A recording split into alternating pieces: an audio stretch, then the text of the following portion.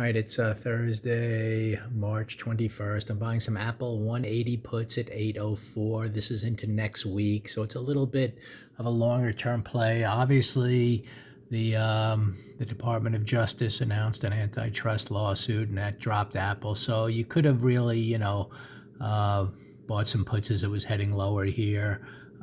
But anyway, so it kind of hit a level, paused a little bit, and then we had the red reversal. So I'm buying puts again. My logic here is that I think this is an inside weekly bar failure. So with all this, legal action against Apple, I don't think there's going to be momentum to be buying it. And it looks like, if nothing else, there's some liquidity to be taken out down here.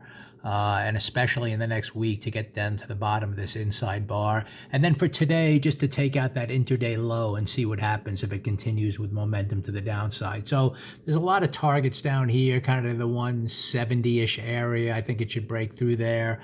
I wouldn't be surprised to see it take out that recent low down here in the mid 160s as, people kind of process this. Again, I just don't see the immediate knowing that this is going to go on for a long time, that people are going to be rushing in to buy it here. And if anything, if this news could be the catalyst to take out some liquidity, and maybe it'll get a lot worse, maybe here on the weekly chart, if we can break through there, we have a pivot machine gun down to those areas. Let's look at the monthly chart.